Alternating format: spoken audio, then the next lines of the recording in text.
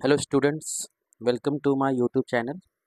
अभी के इस वीडियो में हम कंप्लीट टॉटोमर सीखेंगे कि टॉटोमर का मतलब क्या होता है और टॉटोमर होते कैसे हैं और किस तरीके से हम टॉटोमर ड्रॉ करते हैं। ठीक है, तो पहले तो समझते हैं टॉटो का मतलब क्या है। ठीक है, जो टॉटोमर ये जो वर्ड आया है ये एक्चुअली दो वर्ड से मिलकर बना है। टॉटो का मतलब होता है कि रिपीट, ठीक है, और मर का मतलब होता है यूनिट। तो वो यूनिट जो एक दूसरे में इंटर कन्वर्टिबल होते हैं, जो एक दूसरे में रिपीट कर सकते हैं, उसी को हम बोलते हैं टॉटोमर। ठीक, तो देखते हैं व्हाट इज टॉटोमर। अगर इसको डिफाइन करें तो टॉटोमर को ऐसे डिफाइन करते हैं कि tautomer is a type of structural isomer.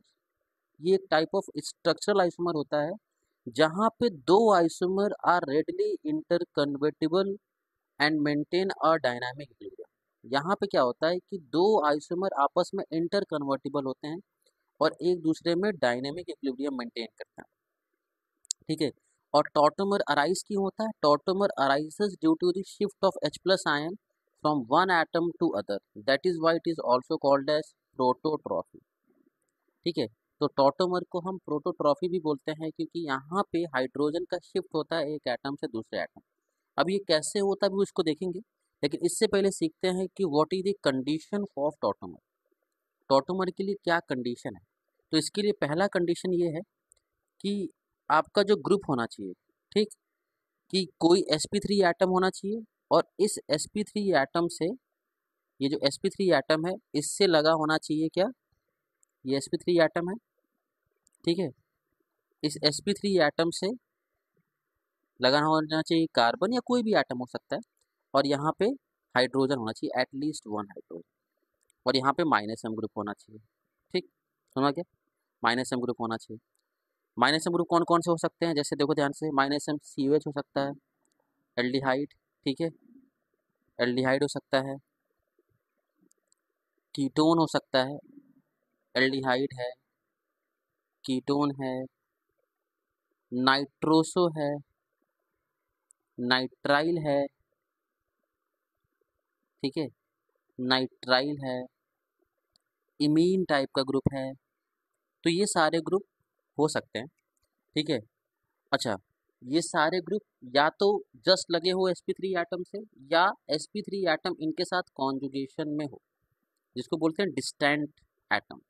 अगर sp3 एटम इनके साथ कॉन्जुगेशन में है हाइड्रोजन, तो भी हो जाएगा टॉटोमर। ठीक है, कैसे होता है इसको देखेंगे। या तो सीधा sp3 एटम से लगे हो ग्रुप हाइड्रोजन, या ये डिस्टेंट पे हो, कॉन्जुगेशन में हो। ठीक है, अगली बात कि वो सारे हाइड्रोजन जो टॉटोमर का पार्ट होते हैं, ठीक है, all hydrogen which can part in tautomer is called enolisable hydrogen. ठीक है, उनको बोलते हैं इनोलाइजेबल H। जैसे अगर मैं बोलूँ कि पहले तो समझना है कि ये टॉटोमर शो करेगा कि नहीं करेगा, करेगा तो क्यों शो करेगा। देखो जैसे ये वाला कंपाउंड है, क्या ये टॉटोमर शो करेगा? बताओ, क्या ये कंपाउंड टॉटोमर शो करेगा? बिल्कुल शो करेगा। कंडीशन देखो आप, कि पहला COH ग्रुप कैसा ग्रुप है? ये एक माइनस एम ग्रुप है, और इस माइनस एम ग्रुप से क्या लगा है? देखो ये sp3 कार्बन, और यहाँ पे क्या है? हाइड्रोजन है, तो ये टॉटोमर शो करेगा। अच्छा, कितने हाइड्रोजन है यहाँ पे? 3, तो यहाँ पे 3 इनोलाइजेबल H है। एसीटोन क्या होता है? CH3, C double bond O, CH3। इसको भी देखो, ये माइनस एम ग्रुप है, यहाँ पे 3 H, इधर भी 3 H, तो यहाँ पे 6 H हो गया। देखो ये वाला कंपाउंड, इस एल्डिहाइड के रेस्पेक्ट में ये 2 H। ठीक है, यहाँ पे तो खैर इसके पास कोई भी H कार्बन ही नहीं लगा जिसपे sp3 कार्बन हो, यहाँ पे 0 H। इधर देखो, BH मतलब बेंजीन के साइड तो कुछ है नहीं। ठीक है, बेंजीन के साइड में अगर देखो तो बेंजीन के साइड में कुछ है नहीं, बेंजीन के पास एक भी हाइड्रोजन नहीं है यहाँ पे, लेकिन इधर 3 हाइड्रोजन है, तो 3 इनोलाइजेबल H। इधर 2 H, 2 H, 4 इनोलाइजेबल H। फिर अगला, अगला देखो यहाँ पे अगर देखा जाए तो यहाँ पे मैंने क्या बोला था, या तो sp3 एटम डायरेक्टली अटैच्ड हो या डिस्टेंट हो, मतलब यहाँ पे देखो इधर से H निकल सकता है। ठीक है, तो ये भी आपका हाइपर कॉन्जुगेशन, मतलब सॉरी हाइपर कॉन्जुगेशन बोल रहा हूँ, टॉटोमर शो करेगा, और यहाँ पे भी 3 अल्फा H। ठीक है, इधर देखो सेम वही बात कि यहाँ पे sp3 एटम तो है नहीं, ये भी नहीं है, लेकिन हाँ sp3 एटम डिस्टेंट पे है, तो यहाँ पे कितने हैं sp3 एटम, हाइड्रोजन 2, ठीक है। और यहाँ पे तो एक भी नहीं है, डिस्टेंट पे भी नहीं है, ठीक है, तो 0। अच्छा, टाइप ऑफ टॉटोमर, टॉटोमर कितने टाइप का होता है? तो कई टाइप के टॉटोमर होते हैं। एक होता है कीटोइनॉल, ठीक है, जैसे एल्डिहाइड या कीटोन को हम टॉटोमर के रेस्पेक्ट में बोलते हैं एल्डिहाइड, और कीटोन के टर्म में को हम मिला के कलेक्टिवली बोलते हैं कीटोफॉर्म। और क्या अगर यहाँ पे टॉटोमर होगा, देखो मैंने आपको बताया था कि यहाँ से यहाँ पे हाइड्रोजन है, इस हाइड्रोजन को से H निकलेगा, इस कार्बन से ये H है, ये H कहाँ पे शिफ्ट हो जाएगा, ऑक्सीजन पे, ठीक है। टॉटोमर में कैसे होता है कि इधर से H निकलता है, ठीक, और ये वाला H कहाँ शिफ्ट होता है, ऑक्सीजन पे, ठीक है। या इसको ऐसे भी बोलते हैं, आप ऐसे भी याद रख सकते हो कि टॉटोमर को ऐसे समझाते हैं A B और C, C से लगा है H, ठीक। अब होता क्या है टॉटोमर में, मैंने क्या बोला, एक फॉर्म दूसरे फॉर्म में रिपीट करता है, वैसे याद रखोगे ज़्यादा आसान रहेगा। जो A और B के बीच में है वो B और C के बीच में चला आएगा, और जो C पे है वो A पे आ जाएगा। देखो, जो A और B के बीच में डबल बॉन्ड था वो B और C के बीच में आ गया, जो C पे है वो H पे आ गया, तो H का ही ट्रांसफर हुआ, तो यही टॉटोमर होता है। हर एक केस में आपको ऐसा ही केस दिखेगा, ऐसी टाइप का दिखेगा। जैसे यहाँ पे देखो, इसको बोल दो A, इसको बोल दो B, और ये हो गया C, C से लगा H, जो A पे ट्रांसफर हो जाएगा, तो ये इसको बोलते हैं इनॉल फॉर्म। क्यों बोलते हैं इनॉल फॉर्म? क्योंकि डबल बॉन्ड है तो बोलते हैं इन, और OH लग गया तो बोलते हैं इनॉल, ठीक है। अगला ये कंपाउंड देखते हैं, NO। NO जो ग्रुप होता है इसको बोलते हैं नाइट्रोसो, ठीक। और यहाँ पे भी ऐसा हो सकता है, सेम वही बात, ऐसे बोल दो इसको, ये A है, ये A, इधर B, इधर C, C से H निकलेगा, A पे आ जाएगा, और जो A और B के बीच में है B और C के बीच में आ जाएगा। सेम चीज़ यहाँ पे भी, इधर भी आपका H है, इसको बोल दो A, इसको बोल दो B, इसको बोल दो C, जो C पे है वो A पे आ जाएगा, तो NH2 में कन्वर्ट हो गया, जो A और B के बीच में है B और C के बीच में आ जाएगा, ठीक है। यहाँ पे देखो, ये ऑलरेडी आपका ये फॉर्म दिया है, इसको बोल दो A, इसको बोल दो B, और ये C, ठीक है। आपको अब तक देख के लग रहा होगा कि H तो कार्बन से अटैच था, ऑक्सीजन से अटैच कैसे हो गया? बिल्कुल हो सकता है, कोई इशू नहीं, चाहे कार्बन से अटैच हो चाहे ऑक्सीजन से अटैच हो, H का ही ट्रांसफर होगा, ठीक है। तो ये इसका फॉर्म मिल जाएगा, इसको बोलते हैं इमिडॉल, इसको बोलते हैं अमाइड। ये है आपका इमीन फॉर्म, जहाँ पे कार्बन नाइट्रोजन के बीच में डबल बॉन्ड होता है और N से लगा होता है H, उसको बोलते हैं इमीन। और ये जो बना इसको बोलते हैं इनामाइन। कैसे बोलते हैं? क्योंकि NH2 है तो अमाइन बोल दिया, और डबल बॉन्ड लग गया तो इनामाइन, इन टाइप का। और ये नाइट्रोसो और ये आइसो नाइट्रोसो, ठीक है। ये बस याद रखना है कि ऐसे भी टॉटोमर हो सकता है, लेकिन हमें जो सीखना है, हमें सीखना है कीटोइनॉल टॉटोमर, हमें ये अच्छे से सीखना है, ठीक है। तो वही एल्डिहाइड और कीटोन का अपने रिस्पेक्टिव ग्रुप के साथ जो टॉटोमर होता है उसी को बोलते हैं कीटोइनॉल टॉटोमर। अब देखते हैं कीटोइनॉल टॉटोमर के लिए वही सेम कंडीशन है जैसा पहले देखा था कि an sp3 atom must contain at least one H directly attach to CO group, CO group के रिस्पेक्ट में एक sp3 एटम होना चाहिए, ठीक है। या sp3 एटम डिस्टेंट पे हो सकता है, must be in conjugation with CO group, ठीक है। तो टॉटोमर देखो ऐसे अपने आप नहीं होता है, टॉटोमर हमेशा मीडियम में होता है, जैसे रिएक्शन मीडियम में होता है, या तो एसिडिक मीडियम में होगा या तो बेसिक मीडियम में होगा, ठीक है। तो टॉटोमर अपने आप नहीं होता है, यहाँ पे ये या तो एसिडिक मीडियम में होगा या तो ये बेसिक मीडियम में होगा, ठीक है। तो अगर बेसिक मीडियम है या एसिडिक मीडियम में तो वही टॉटोमर होगा। ऐसे करके सीखना है, A B C, C से H निकलेगा A पे आ जाएगा, और ये है कीटो फॉर्म, ये हो जाएगा इनॉल फॉर्म। अच्छा, अब इसका मैकेनिज्म कैसे होता है बेसिक मीडियम में और एसिडिक मीडियम में, ये देखते हैं। तो बेसिक मीडियम में क्या होता है, ये बहुत इंपॉर्टेंट चीज़ है। बेसिक मीडियम में आपको पता है बेस है, तो बेस अल्फ मतलब एसिडिक एच को निकालता है, बेस जो होता है ये एसिडिक एच को निकालता है। और एल्डिहाइड और कीटोन का जो अल्फा कार्बन से लगा होता है हाइड्रोजन, अल्फा हाइड्रोजन, ये एसिडिक नेचर का होता है। क्यों एसिडिक नेचर का होता है? देखो, अगर बेस ने यहाँ से एच निकाल दिया, ठीक, तो जो कॉन्जुगेट बेस बनता है, ये कॉन्जुगेट बेस अगर आप देखो तो this conjugate base is stabilised by resonance, ठीक है। ये रेजोनेंस स्टेबलाइज है, और इसको बोलते हैं इनोलेट आयन, क्योंकि आयन के फॉर्म में है, ठीक है। अब फिर क्या होगा, ये रेजोनेंस कर रहा है, फिर अगले स्टेप में सॉल्यूशन में H+ होगा, H+ से आपका ये O माइनस H ले लेगा और क्या बना देगा, ये इनॉल, ये आपका इनॉल। तो ये बेसिक मीडियम में होता है। ये जो पहला स्टेप होता है जहाँ पे बेस H को निकालता है, वही रिएक्शन का RDS होता है, वही स्लो स्टेप होता है। ठीक है, ये इंपॉर्टेंट चीज़ है, इसको याद रखना। ठीक है, जिस स्टेप में बेस H को निकालता है, that step is the RDS of that reaction. ठीक है, और रेजोनेंस से स्टेबलाइज होता है और O minus H plus abstract कर लेता है। अच्छा, एसिडिक मीडियम में क्या होता है, एसिडिक मीडियम में रिएक्शन थोड़ा अलग तरीके से होता है, क्योंकि एसिडिक मीडियम में एसिड है तो बेस से रिएक्शन करेगा, और ऑक्सीजन जो होता है इसका लोन पेयर, ये होता है बेसिक।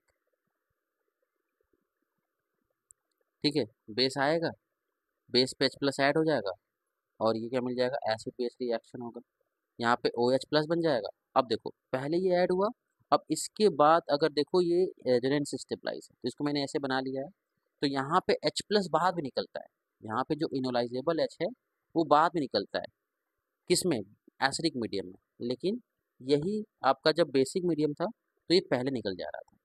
ठीक है, ये बाद में निकलेगा, और देखो यहाँ पे मिल गया आपका इनॉल।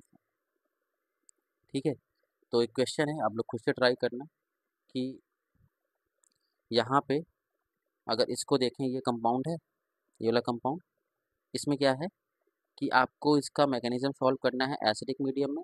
इस कंपाउंड से ये कीटो फॉर्म है, इस कीटो फॉर्म से ये इनॉल फॉर्म बना है, तो इसको आपको सॉल्व करना है एसिडिक मीडियम और बेसिक मीडियम में मैकेनिज्म। तरीका बहुत सिंपल है, बेसिक मीडियम में पहले बेस H प्लस लेके भागता है, एसिडिक मीडियम में पहले H प्लस O पे ऐड होता है। बाकी यहाँ पे लिखा है, आप मैकेनिज्म एक बार ट्राई कर लो, मैंने इसलिए दिया जिससे आपको याद रहे मैकेनिज्म कैसे होता है। ठीक है, अगली बात, अगली बात हमें जो सीखना है, ये ज़्यादा इंपॉर्टेंट है, stability of keto and enol tautomers. ठीक है, कि जो कीटो फॉर्म होता है, आपको पता है कि ये दोनों एक दूसरे में इक्विलिब्रियम में होते हैं, ये एक दूसरे में इक्विलिब्रियम में होते हैं, और इक्विलिब्रियम में होने से ये किसी एक का परसेंटेज ज़्यादा होगा, किसी एक का परसेंटेज कम हो जाएगा। ऐसा थोड़ी है कि दोनों का 50-50 होगा, कोई एक ज़्यादा अमाउंट में होगा, कोई एक कम अमाउंट में होगा। तो ऐसा बोलते हैं इन केस ऑफ मोनोकार्बोनिल कंपाउंड, अगर बस एक CO ग्रुप लगा है और उसमें आपका कीटो इनॉल टॉटोमरिज्म हो रहा है, तो उस केस में जैसे एसिटाल्डिहाइड हो गया, ठीक है, एसीटोन हो गया, साइक्लोहेक्सेनॉन हो गया, ये सब मोनोकार्बोनिल कंपाउंड। इन सब के केस में क्या होगा, कीटो फॉर्म ज़्यादा स्टेबल होता है इनॉल फॉर्म से। मतलब जैसे ये कंपाउंड, ये हो गया आपका कीटो फॉर्म, और ये हो गया इसका इनॉल फॉर्म, और एक CO ग्रुप है, एल्डिहाइड है, कीटोन है, तो इसका जो कीटो फॉर्म है, ये इसका कीटो फॉर्म है, और ये इसका इनॉल फॉर्म। ये कीटो फॉर्म इसका ज़्यादा स्टेबल होता है इनॉल फॉर्म से। क्यों ऐसा होता है, क्योंकि कीटो फॉर्म का जो बॉन्ड एनर्जी होता है C डबल बॉन्ड O का, वो 365 किलो जूल पर मोल होता है, लेकिन इनॉल फॉर्म में carbon carbon double bond energy होता है 250 किलो जूल पर मोल। तो यहाँ से आपको समझ में आ गया होगा कि ऐसा क्यों होता है। क्यों होता है ऐसा, क्योंकि कीटो फॉर्म को ब्रेक करने के लिए ज़्यादा एनर्जी सप्लाई करना पड़ेगा, और जल्दी ब्रेक नहीं करेगा। ठीक है, जल्दी ब्रेक नहीं कर पाएगा, इसीलिए इसका परसेंटेज ज़्यादा होगा कीटो फॉर्म का, इनॉल फॉर्म का कम होगा। ठीक है, तो ये हो गया इसका कीटो इनॉल फॉर्म का मतलब स्टेबिलिटी। कब, जब एक CO ग्रुप है, एक एल्डिहाइड ग्रुप। अगर एडजेसेंट डाइकीटोन है, जैसे अगर दो CO है, तो एडजेसेंट डाइकीटोन में दो पॉसिबिलिटी होता है, एक तो 1,2 डाइकीटोन होता है, 1,2 डाइकीटोन मतलब 1 पे हो और 2 पे हो, और एक होता है 1,3 डाइकीटोन, 1,3 डाइकीटोन, ये दो पॉसिबिलिटी होती है। ठीक, पहला पहले हम देखेंगे 1,2 डाइकीटोन, इसको बोल दिया 1, इसको बोल दिया 2, तो इसको बोलते हैं 1,2 डाइकीटोन। ठीक, 1,2 डाइकीटोन में क्या होता है, ये चीज़ समझना, यहाँ पे 1,2 डाइकीटोन इज अनस्टेबल। ये 1 और 2 के बीच में जो बॉन्ड होता है ना, यहाँ पे ये बॉन्ड इनके बीच बना है, और O के पास लोन पेयर होता है, तो लोन पेयर और बगल में भी लोन पेयर है, तो लोन पेयर के बीच में रिपल्शन होता है, इनके बीच में रिपल्शन होता है, थोड़े अनस्टेबल होते हैं, और अनस्टेबल होने की वजह से ये जो इनके बीच में सिंगल बॉन्ड है ना, और आपको पता है कि सिंगल बॉन्ड आसानी से रोटेट कर सकता है, तो ईजिली रोटेट करके ये इस फॉर्म में कन्वर्ट हो जाता है। ठीक है, ये इस वाले फॉर्म में कन्वर्ट हो जाता है, यहाँ पे रिपल्शन है, यहाँ पे रिपल्शन नहीं है, तो due to lone pair repulsion, carbon carbon bond rotate, ये रोटेट करके ये बना देता है। अब इसके बाद ये टॉटोमर कर लेता है, चाहे आप इधर से कर लो, वही इधर से H है, यहाँ से H निकाल के ये टॉटोमर कर लिया। ठीक है, इस केस में भी सेम वही है कि कीटो फॉर्म ज़्यादा स्टेबल होता है इनॉल फॉर्म से, वही सेम बात, एनर्जी इशू, कि कीटो फॉर्म में CO बॉन्ड का एनर्जी 365 किलो जूल पर मोल होता है, इनॉल फॉर्म में कार्बन कार्बन डबल बॉन्ड की एनर्जी 250 किलो जूल पर मोल होता है। कीटो फॉर्म इसी वजह से ज़्यादा स्टेबल, जैसे आपने पहले देखा था। लेकिन अगर यही 1,2 डाई कीटोन अगर रिंग में आ गए, तब ऐसा नहीं होगा। तब आपका यहाँ पे इनॉल फॉर्म ज़्यादा स्टेबल हो जाएगा। क्यों? क्योंकि पहली बात तो यहाँ पे रोटेशन लॉक हो गया। कैसे लॉक हो गया रोटेशन, बताओ? कि यहाँ पे सिंगल बॉन्ड हो गया, पहले रोटेट कर सकता था, ओपन चेन में था, अब ये रिंग में आ गया, तो रिंग में रोटेशन क्या हो जाता है, रेस्ट्रिक्ट हो जाता है। इसको आप रोटेट नहीं कर सकते, बट इससे इनॉल फॉर्म को फायदा मिल जाता है। क्यों? क्योंकि इनॉल फॉर्म जब तुम बनाओगे तो ये कीटो फॉर्म है, यहाँ पे अगर आप इनॉल फॉर्म बनाओगे, सॉरी यहाँ पे, यहाँ से H निकालोगे आप, तो इनॉल फॉर्म बनेगा, यहाँ डबल बॉन्ड आएगा। तो इसका जो इनॉल फॉर्म होगा वो H बॉन्ड से स्टेबलाइज दिख रहा है, देखो। तो यहाँ पे इनॉल फॉर्म का परसेंटेज 100% होता है। क्यों? क्योंकि इनॉल फॉर्म में इंट्रा मोलिकुलर H बॉन्ड है, and due to intra molecular H bond enol form is, ठीक है, enol form is more stable than keto form, जबकि ये 1,2 डाई कीटोन वाला केस है। ठीक है, अगला, अगर कोई एरोमेटिक इनॉल बन रहा है और कोई नॉन एरोमेटिक इनॉल बन रहा है और एंटी एरोमेटिक इनॉल बन रहा है, तो एरोमेटिक वाला ज़्यादा स्टेबल होता है। मेनली इस क्वेश्चन पूछता जाता है। जैसे इसको देखो, यहाँ पे अगर देखा जाए तो क्या यहाँ पे इनॉल होगा, क्या ये कीटो इनॉल टॉटोमरिज्म होगा? बिल्कुल होगा। क्यों? क्योंकि यहाँ पे देखो H तो कॉन्जुगेशन में है, बगल में H नहीं था, लेकिन हाँ ये डिस्टेंट हाइड्रोजन है, तो यहाँ से H निकलेगा।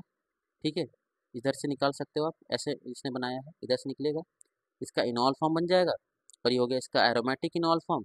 यहाँ पे अगर देखा जाए तो इधर से H निकलेगा, तो यहाँ पे हो गया नॉन एरोमेटिक, और ये देखोगे तो एंटी एरोमेटिक। क्यों? क्योंकि ये 4 पाई इलेक्ट्रॉन सिस्टम है, ठीक है, और ये 6 पाई इलेक्ट्रॉन सिस्टम। तो ये एरोमेटिक है, तो एरोमेटिक ज़्यादा स्टेबल होता है। ऑलमोस्ट इसमें 100% आपका इनॉल फॉर्म होता है, और यहाँ पे ऑलमोस्ट 0% इनॉल फॉर्म। ठीक है, तो अगर एरोमेटिक इनॉल फॉर्म है तो ज़्यादा स्टेबल होता है। इससे क्वेश्चन पूछता है, तो इसको आपको ध्यान रखना है। अगला, if activity of active methylene group increases, percentage इनॉल increases. Active methylene क्या होता है? एक्टिव मिथाइलिन वो ग्रुप होता है जहाँ पे 2 CO के बीच में एक CH2 होता है, उसी को बोलते हैं एक्टिव मिथाइलिन। क्योंकि CH2 क्या होता है, CH2 इज मिथाइलिन, इसी को बोलते हैं मिथाइलिन। एक्टिव क्यों बोला? क्योंकि अब ये हाइड्रोजन काफ़ी ज़्यादा एसिडिक होता है, क्योंकि बगल में 2 बहुत स्ट्रॉन्ग माइनस एम ग्रुप लगे होते हैं। ठीक है, तो यहाँ पे देखो ध्यान से, इन सभी में अगर आप देखोगे तो यहाँ पे एक्टिव मिथाइलिन ग्रुप देखो, बीच में CH2, इधर CH2, ये भी आपका CH2, और ये रहा आपका CH। ठीक है, मिथाइलिन टाइप का ही, बट यहाँ पे CH लग गया। तो एक्टिव मिथाइलिन ग्रुप ये सारे हैं, ये जितना ज़्यादा एसिडिक होगा उतना ही ज़्यादा ये इनॉल फॉर्म होगा। जैसे यहाँ पे अगर देखा जाए पहले वाले केस में इनॉल फॉर्म होगा, बिल्कुल होगा इनॉल फॉर्म। क्यों? क्योंकि यहाँ से अगर H निकला, ठीक है, ये कीटो फॉर्म है, यहाँ से अगर इनॉल फॉर्म हुआ तो देखो ये डबल बॉन्ड O आ गया। तो यहाँ पे 2 फायदा है। यहाँ पे तो पहला, ये जो बना है देखो इनॉल फॉर्म, ये इन डबल बॉन्ड आया है, ये रेजोनेंस स्टेबलाइज है, पहला तो फायदा ये हो गया। और दूसरा फायदा ये हो गया कि यहाँ पे H बॉन्डिंग होता है। कैसे H बॉन्ड होता है? मैं सभी में ऐसा ही होगा, बना देता हूँ। देखो ये तो C हो गया, ठीक है, ये C हो गया, ये OH हो गया, ठीक है, ये डबल बॉन्ड CH हो गया, और ये C डबल बॉन्ड O हो गया। देखो यहाँ से, यहाँ पे एक 6 मेंबर रिंग बनता है, बाकी ये पीएच है, इधर भी आपका पीएच है, तो यहाँ पे एक हाइड्रोजन बॉन्डिंग भी हो रहा है, और काफ़ी अच्छे से हो रहा है, इंट्रा मॉलिक्यूलर H बॉन्ड हो रहा है, 6 मेंबर रिंग बन रहा है। ठीक है, और रेजोनेंस से भी स्टेबलाइज है डबल बॉन्ड। तो इस वजह से ऐसा पाया गया कि यहाँ पे एक्सटेंडेड कॉन्जुगेशन भी है, और इनॉल फॉर्म रेजोनेंस से ये H बॉन्डिंग से स्टेबलाइज भी है। इसलिए यहाँ पे जो परसेंटेज पाया गया, वो परसेंटेज पाया गया 96%। एक्टिव मिथाइलिन ग्रुप वाला केस है। यहाँ पे देखा गया, यहाँ पे भी इनॉल फॉर्म जब बनाया गया, तो ये इसका इनॉल फॉर्म है, क्योंकि यहाँ पे देखो यहाँ से H निकला होगा, ये H यहाँ पे आ गया होगा O पे, तो ये इनॉल फॉर्म मिल गया। लेकिन यहाँ पे जो परसेंटेज मिला, ये परसेंटेज मिला 84%। ये कम कैसे हो गया? तो पहला रीजन देखो, यहाँ पे इनॉल फॉर्म जो था, ये इनॉल फॉर्म H रेजोनेंस से स्टेबल था, H बॉन्डिंग तो इधर भी है, वही सेम लॉजिक से, ठीक है, लेकिन यहाँ पे रेजोनेंस नहीं है एक्स्ट्रा बेंजीन का, इसलिए परसेंटेज थोड़ा कम हो गया, 84% ही आया। अगला केस, इस केस में क्या पाया गया कि जो इनॉल फॉर्म का परसेंटेज है वो आपका 76% हो गया, 12% कम हो गया, नहीं सॉरी 8% कम हो गया। कैसे? क्योंकि यहाँ पे क्या है कि ये वाले का माइनस एम ज़्यादा होता है इस कीटोन वाले के माइनस एम से, क्योंकि यहाँ पे एच बॉन्ड नहीं है, मतलब यहाँ पे एल्डिहाइड और यहाँ पे कीटोन है, इस वजह से इसका परसेंटेज कम हो गया। ठीक है, क्योंकि होता क्या है कि जैसे जैसे आपका ये ग्रुप बढ़ेगा ना तो इसका एसिडिक हाइड्रोजन का एसिडिटी कम होता है, क्योंकि बेस में अगर रिएक्शन कराओगे तो क्या होता है, पहला स्टेप याद है कि H प्लस निकलता है, तो H प्लस निकलने के बाद जो माइनस आता है, याद है वही रिएक्शन RDS होता है। तो यहाँ पे देखो ये ज़्यादा स्टेबल होगा, यहाँ पे माइनस आएगा थोड़ा कम स्टेबल हो जाएगा क्योंकि बेंजीन का रेजोनेंस नहीं मिलेगा। ठीक है, यहाँ पे आ गया तो रेजोनेंस थोड़ा और कम हो, मतलब स्टेबिलिटी थोड़ी कम हो जाएगी। CH3 ऐसा समझ लो 2+ I शो करने वाले ग्रुप लग गए हैं आसपास। ठीक है, अच्छा यहाँ पे ऐसा क्या हो गया कि ऐसा पाया गया कि इस वाले केस में जो परसेंटेज इनॉल था ये 76% था। अगर एक CH2 की जगह हमने एक H हटा के मिथाइल लगा दिया तो इनॉल फॉर्म 44% हो गया, काफ़ी कम हो गया। इसके पीछे क्या रीज़न है? इसके पीछे रीज़न ये है कि इतना कम तो नहीं होना चाहिए। इसके पीछे रीज़न ये है कि यहाँ पे रिपल्शन बहुत ज़्यादा हो जाता है। यहाँ पे जब ग्रुप बनता है ना तो ये ग्रुप की वजह से रिपल्शन काफ़ी ज़्यादा हो जाता है। जैसे ये CH3 है, ये C है, ये CH3, ये डबल बॉन्ड C, इधर CH3 और ये C डबल बॉन्ड O, ये OH है। यहाँ पे H बॉन्ड तो हो रहा है, ये रिपल्शन बढ़ जाता है, ये रिपल्शन। तो रिपल्शन बढ़ने से परसेंटेज इनॉल कंटेंट कम हो जाएगा, रिपल्शन बढ़ जाता है। ठीक है, इस वजह से ऐसा होता है।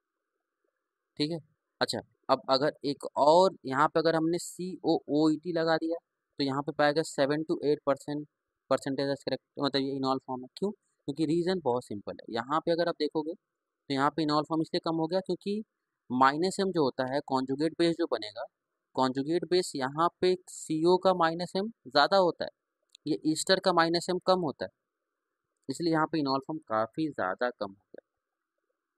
तो क्वेश्चन ये है कि इन सभी का आप इनॉल फॉर्म बनाओ, draw the keto form, sorry enol form दिया है आपसे, कीटो फॉर्म पूछ रहा है, तो मैं बता देता हूँ कैसे बनेगा। ऐसे याद रखो कि ये इनॉल फॉर्म है, कीटो फॉर्म क्या हो जाएगा, ऐसे याद रखो, ये इसको बोल दो A, इसको बोल दो B, इसको बोल दो C, यहाँ पे A B C, तो ऐसे बना लेते हैं। जो A पे है तो जो C पे है वो A पे आ जाएगा, तो ये डबल बॉन्ड हो जाएगा और ये भी क्या हो जाएगा, डबल बॉन्ड। यहाँ पे सेम उसी लॉजिक से अगर बनाओगे तो कुछ ऐसा बनेगा, देखो double bond O, double bond O, double bond O। ठीक है, ये बन जाएगा, समझा गया। अगला है ड्यूटीरियम एक्सचेंज, जिसको हम बोलते हैं डी एक्सचेंज। इसको याद रखना है क्योंकि ये कभी कभी सॉल्वेंट चेंज करके ड्यूटीरियम देता है। तो अगर आपने ये मतलब यहाँ पे टॉटोमर है तो यहाँ पे क्या होता है, in presence of OD minus D2O excess all enolisable H are replace by D। अगर आपने OD माइनस लिया या D2O लिया तो इस केस में सारे जो इनोलाइजेबल H हैं वो सभी रिप्लेस हो जाते हैं किससे, D से। ठीक है, इसीलिए इसको बोलते हैं डी एक्सचेंज, ड्यूटीरियम एक्सचेंज। अब ऐसा होता क्यों है, कैसे होता है? ऐसा है कि होता क्या है कि आपको पता है OD माइनस बेस है, तो बेस H को निकालेगा, अभी हमने देखा था, क्योंकि इनॉल फॉर्म बनाना है इसको, तो यहाँ पे माइनस आ जाएगा। और ऐसे ध्यान रखो कि ये अगला रेजोनेंस कर सकता है, रेजोनेंस करेगा तो ये मिल जाएगा O माइनस, और सॉल्वेंट से ये आपका O माइनस डी ले लेगा तो OD बना देगा। और आपको पता है कि यहाँ पे होता है कि एक्सचेंज होता है ABC, जो A पे है वो C पे आ जाएगा, तो C पे आएगा तो D बन जाएगा। तो ऐसे ही आपका एक्सचेंज करके सारे H हट के और क्या आ जाएंगे, D आ जाएंगे, इसलिए इसको बोलते हैं ड्यूटीरियम एक्सचेंज। तो बताओ अगर ये सारे एग्जांपल हैं कि अगर हमने इसका रिएक्शन कराया, ठीक है, CH3CO माइनस COH का OD माइनस D2O से, तो क्या मिलेगा, वही सारे H को हटाना है और D लगा देना। इधर भी सेम, सारे H को हटाना है D लगा देना, सारे H को हटाना है D लगा देना है, इधर भी H को हटा के D लगाना है, और यहाँ पे भी H है, इसको भी हटा के D लगा देना। ठीक है, यहाँ पे भी देखो, तो ड्यूटीरियम एक्सचेंज में क्या होता है, सारे H हट के D हो जाते हैं। अच्छा अगला, अनसिमेट्रिकल अल्फा हाइड्रोक्सी कीटोन। अगर देखो इसके रेस्पेक्ट में ये क्या होते हैं, अल्फा हाइड्रोक्सी कीटोन, देखो ये कीटोन है, इसके रेस्पेक्ट में अल्फा पोजीशन है, अल्फा क्या लग गया है, हाइड्रोक्सी, इसलिए बोलते हैं अल्फा हाइड्रोक्सी कीटोन। तो जब इनका रिएक्शन हम मतलब टॉटोमर कराते हैं तो एक दूसरे का एक्सचेंज कर लेते हैं, मतलब जो कीटोन है वो हाइड्रोक्सी बन जाएगा, जो हाइड्रोक्सी है वो कीटोन बन जाएगा। देखो ये मिल जाता है। तो अनसिमेट्रिकल अल्फा हाइड्रोक्सी कीटोन का जब टॉटोमर होता है तो वो एक दूसरे को एक्सचेंज कर लेते हैं। कैसे होता है देखो, जैसे यहाँ पे देखो मैकेनिज्म कैसे हुआ कि देखो ये तो आपको दिख रहा होगा कि ये कीटो फॉर्म है, ये ए बी सी से एच निकलेगा, कहाँ पे आ जाएगा ए पे, तो ये मिल जाएगा। और फिर ये आपको पता है कि ये अगला, इसको ऐसे याद रखो ए बी सी, तो ये मिल जाएगा कीटो फॉर्म। तो एक दूसरे को एक्सचेंज कर लिया ना, देखो जो सी एच ओ एच है वो इधर आ गया, जो सी ओ इधर था वो इस साइड आ गया। तो अनसिमेट्रिकल अल्फा हाइड्रोक्सी कीटोन एक दूसरे को एक्सचेंज कर लेते हैं, जैसे यहाँ पे देखो सारे केसेस। ठीक है, यहाँ पे भी सेम देखो, ये वाला पार्ट था सी ओ में कन्वर्ट हो गया, सी ओ वाला पार्ट ओ एच में कन्वर्ट हो गया। इधर भी सेम वही, ये वाला पार्ट सी ओ में कन्वर्ट हो गया, ये वाला पार्ट ओ एच में कन्वर्ट हो गया। सेम इधर भी हो गया। ठीक है, देखो अच्छा इस वजह से क्या होता है, ये कंपाउंड जो एक कीटोन नहीं है लेकिन टॉटोमर शो करके ये क्या बना दिया, एक एल्डिहाइड। और एल्डिहाइड आपको पता है कि पॉजिटिव देता है। ठीक है, फ्रक्टोज क्या है, एक अल्फा हाइड्रोक्सी कीटोन है। देखो क्योंकि फ्रक्टोज होता है क्या है, अगर फ्रक्टोज का स्ट्रक्चर देखो तो कुछ ऐसा होता है C H two O H C double bond O, ऐसा ही होता है। ठीक है, तो देखो इसके केस में क्या है, ये अल्फा हाइड्रोक्सी कीटोन। और यही वजह है कि फ्रक्टोज फर्दर अगर इसमें कराएंगे रिएक्शन, जब टॉटोमर जब ये करता है तो क्या बना जाता है कि जो इधर है सी ओ इधर बन जाएगा सी ओ, और यहाँ पे क्या आ जाता है ओ एच। तो फ्रक्टोज एक कीटोन होता है, फिर भी ये आपका टॉलेंस नहीं देता है, क्योंकि ये टॉटोमर बना के क्या कर लेता है, कीटोन ना रह के एल्डिहाइड बन जाता है। और आपको पता है कि एल्डिहाइड ये टॉलेंस टेस्ट देते हैं। ठीक है, तो this was all about tautomer. I hope ये सबको समझ में आया होगा। Thank you so